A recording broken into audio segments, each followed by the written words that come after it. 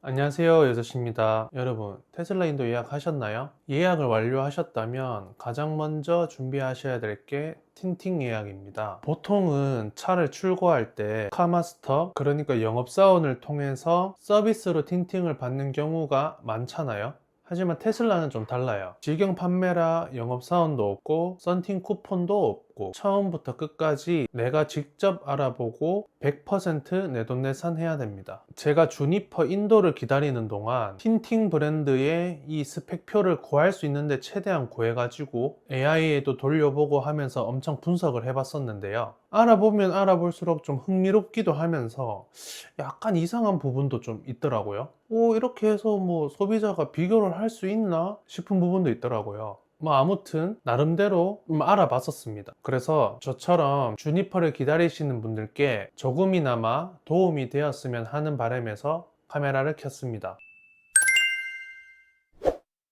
막상 틴팅 알아보려고 하면은 IRR, VLT, TSER 뭐가 뭔지 하나도 모르겠고 참 어려울 수 있잖아요. 오늘 이 영상은 특정 제품을 홍보하려고 하는 게 아니라 틴팅 스펙 수치 뒤에 숨어있는 구조를 제 나름 알아봤던 부분에 대해서 한번 알려드리려고 하고, 여러 가지 내용을 보면서 여러분들이 직접 현명한 결론을 내리는데 도움이 되었으면 하는 영상으로 촬영을 하겠습니다. 시작하기 전에 두 가지 한번 먼저 보여드릴게요. 여기 어떤 제품의 스펙표가 있습니다. 적외선 차단율, 즉 IRR이 97%라고 적혀 있어요. 근데 전체 파장을 기준으로 다시 측정해 봤더니 69%가 나왔습니다. 똑같은 제품인데 왜 이런 차이가 날까요?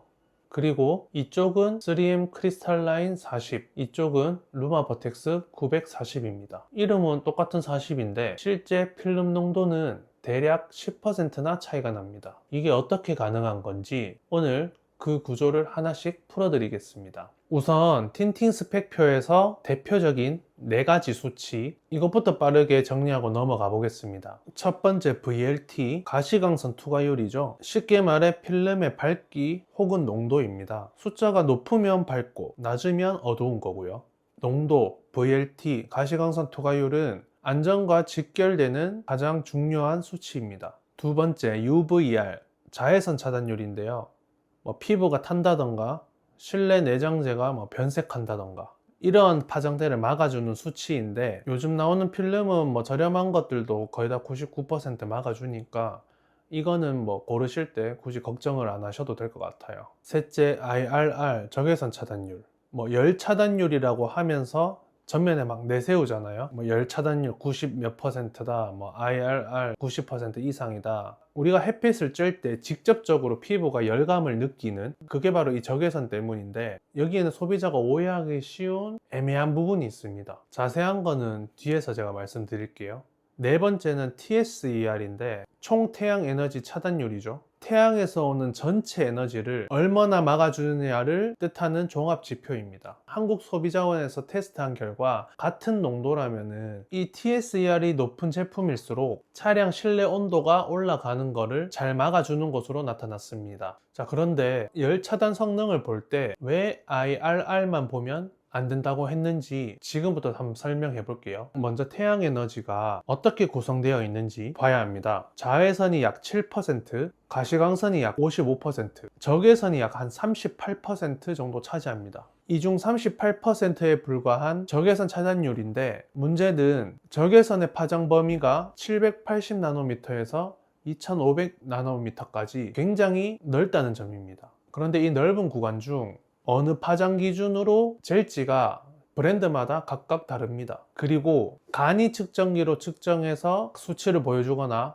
99%입니다 하는 퍼포먼스를 많이들 보셨을 겁니다. 하지만 이런 간이 측정기는 또한 특정 좁은 적외선 파장만 측정하는 경우가 대부분입니다. 전체 적외선 파장을 대변하지 못하기 때문에 이 테스트만 보고 와, 열차단 완벽하네 하고 맹신하기는 조금 어렵다는 겁니다. 실제로 3M 크리스탈라인 70은 900나노미터에서 1000나노미터를 측정한 IRR 적외선 차단율은 97%, 780나노미터에서 2500나노미터를 측정한, 그리고 재방사열까지 같이 측정한 IRER은 69%밖에 나오지 않습니다. 재는 범위에 따라서 같은 적외선 차단에 대한 수치라도 이만큼 차이가 날 수 있다는 겁니다. 그리고 이 적외선 차단율을 열 차단으로 하기 어려운 부분에는 가시광선도 열을 발생하는 간접적인 원인이기 때문에 이 적외선 차단율만 보고 열 차단 성능을 기대하면 조금 모순이 일어날 수도 있다는 겁니다. 태양 에너지의 55%를 차지하는 이 가시광선이 창문을 통과해서 차 안으로 들어오면 대시보드나 가죽 시트에 부딪히면서 열이 발생할 수 있거든요. 이 열 때문에 실내 온도가 간접적으로 계속 올라가는데, IRR 수치에는 당연히 적외선 차단율이니까 이 가시광선에 대한 내용은 포함되지 않잖아요. 그래서 저는 틴팅을 고를 때 먼저 나한테 맞는 농도를 먼저 선택을 했고, 그 다음 같은 농도를 기준으로 이 TSER 총태양 에너지 차단율을 비교했었습니다. 그게 그나마 가장 합리적인 방법이겠더라고요. TSER은 자외선, 가시광선,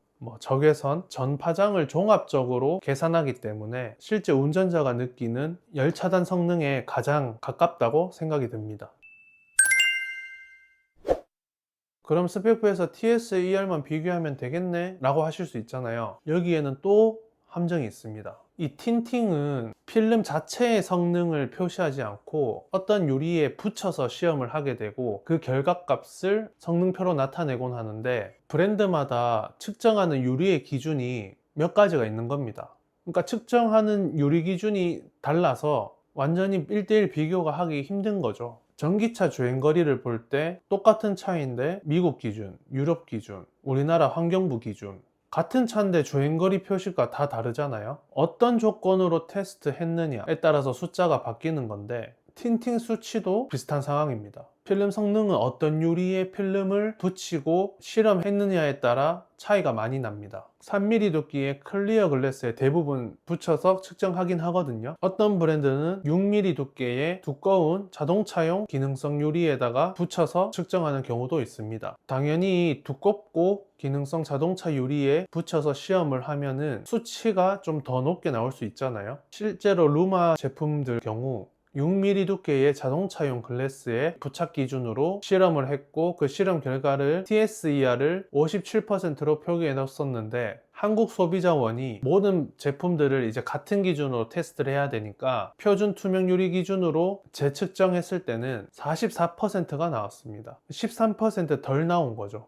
그러니까 스펙표를 보실 때 단순히 숫자 값만 보고 1대1로 비교하기보다는 이 브랜드는 어떤 유리에 붙이고 측정한 수치인가를 먼저 확인하셔야 오해를 줄일 수 있습니다. 그만큼 1대1로 현재는 비교하기 매우 힘듭니다. 많은 브랜드들이 어떤 규격으로 했다 이런 표시가 없어서 농도 비교하기도 힘들고 TSER 값도 비교하기가 힘듭니다. 또 이런 것들 때문에 소비자들이 헷갈릴 수 있는 부분이 있거든요. 바로 제품 이름 뒤에 붙은 숫자입니다. 이 숫자가 유리에 붙이기 전 이 필름 자체의 밝기가 아니거든요. 예로 들면 먼저 3M 크리스탈라인 40입니다. 이 제품은 투과율 89%짜리 맑은 투명 유리에 필름을 붙였을 때 유리를 통과한 최종 합산 밝기가 39%가 나오기 때문에 이름에 40을 붙였습니다. 필름 자체의 순수 농도를 역산해 보면은 대략 필름 단일 농도는 44%입니다. 반면 루마 버텍스 940은 어떨까요? 이 제품은 투과율 75%짜리 자동차 유리에 붙였을 때 최종 합산 밝기가 40%가 나오기 때문에 이름 뒤에 40을 붙였습니다. 필름 자체의 순수 밝기만 계산해보면 약 53%입니다. 이름은 둘 다 똑같은 40인데 실제 필름 자체의 밝기는 대략 10%나 차이가 나는 겁니다. 버텍스가 야간 시인성이 좋다라는 글들을 많이 봤었는데, 애초에 실제로 비교해보면 더 밝은 필름이겠구나 생각이 들었습니다. 버텍스 940은 크리스탈라인 50과 비슷한 제품인 거죠, 실제로는. 따라서 필름을 선택하실 때 이름의 숫자만 보고 농도를 생각하시면 안 되고, 비교를 하실 때 어떤 특성의 유리에 붙이고 시험을 했는지도 조금은 파악해 볼 필요가 있다는 겁니다. 자, 그리고 우리나라에서 흔히 말하는 국민 농도 세팅, 그러니까 전면 30%, 측후면 15%, 이 국민 농도는 왜 위험할까요? 대부분의 필름 스펙표는 아까 말씀드렸듯이 약 89% 클리어 글래스, 투명 유리 기준입니다. 하지만 모델 Y 주니퍼는 순정 유리가 이미 약 75%대 기능성 유리가 들어가 있습니다. 89% 클리어 글래스보다 조금 더 어두운 유리가 이미 순정 유리로 적용되어 있다는 거죠. 우리가 맨눈으로 보는 것보다는 어두운 유리가 적용되어 있습니다. 여기에 필름을 붙인다는 건 선글라스 두 개를 겹쳐 쓰는 것과 비슷한 거거든요. 순정 유리 투과율과 필름 투과율이 서로 곱해지는 구조거든요. 스펙표에 30%라고 적힌 필름을 주니퍼 전면 유리, 그러니까 75%대 유리에다 시공하게 되면 최종 합산 밝기는 스펙표와 다르게 20%가 되겠죠? 곱해지는 거니까. 당연히 법적 기준에 한참 못 미칠 뿐만 아니라 야간 주행 안전성이 심각한 영향을 받을 수 있다는 거죠. 어두운 농도가 왜 위험한지는 연구 데이터가 명확하게 증명합니다. 경찰청 시험 자료에 따르면 최종 합성 밝기가 50%대까지 떨어지기까지는 야간 사물 인식률이나 브레이크 반응 거리에 완만하게 영향을 줍니다.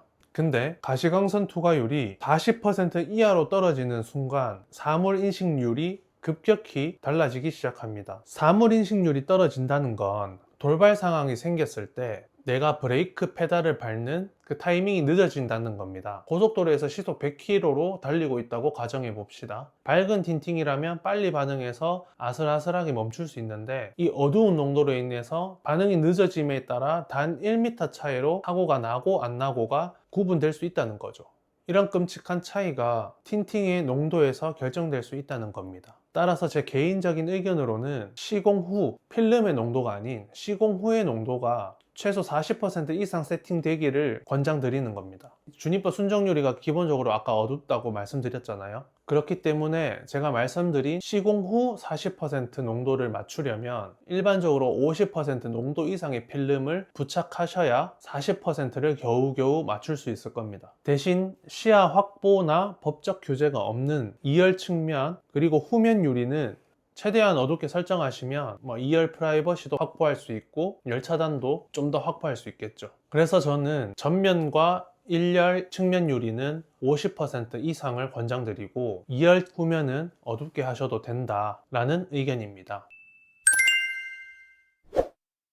네, 그럼 오늘 영상을 보고 그래서 어떤 걸 해야 되는지 라고 하실 수도 있을 것 같고 그래도 이해를 못 하실 분들이 있을 수 있을 것 같아서 제가 소프트웨어 직종은 아니지만 여러분들이 좀 더 편하게 비교하실 수 있도록 AI의 힘을 받아서 간단한 비교 웹사이트를 만들었거든요. 오늘 다뤘던 내용처럼 어떤 기준의 시험을 했는지 어떤 유리를 적용했는지에 대한 정보가 명확한 필름들 그리고 말씀드렸던 50% 이상 농도를 선택할 수 있는 필름들만 취합해서 사이트에 정리를 해 두었습니다. 링크는 아래 더보기란이나 고정 댓글에 남겨 드릴게요. 링크 타고 들어가시면 원하는 시공 후 농도를 이 슬라이더로 조정을 해서 그 조건에 만족하는 제품들이 TSER이 높은 순서대로 나열되게 세팅해 두었습니다. 나름 최대한 객관적인 데이터 기반으로 접근하려고 노력했고 저 역시 인터넷에 공개된 그 자료를 바탕으로 취합한 것이기 때문에 100% 맹신하기보다는 가볍게 이런 느낌이구나 참고용으로 활용해 주시면 감사드리겠습니다. 외관 스타일이나 프라이버시 등 틴팅을 고르는 기준은 사람마다 다를 수 있습니다. 다만 오늘 영상을 통해 말씀드리고 싶었던 것은 수치 뒤에 숨은 이런 기준점들 이런 것들을 확실히 이해하시고 나와 내 가족 그리고 모두의 안전을 지킬 수 있는 현명한 선택을 하셨으면 좋겠습니다. 오늘은 정말 조금 알고 막 아는 척 해보려고 해보았는데요. 비전문가의 개인적인 분석 의견임을 공유해드린 점 다시 한번 참고 부탁드리고 전문가분들께서 혹시 정정할 내용이 있으시다면 댓글로 남겨주시면 감사드리겠습니다. 영상이 도움이 되셨다면 구독과 좋아요 부탁드리겠습니다. 지금까지 에저씨였습니다. 감사합니다.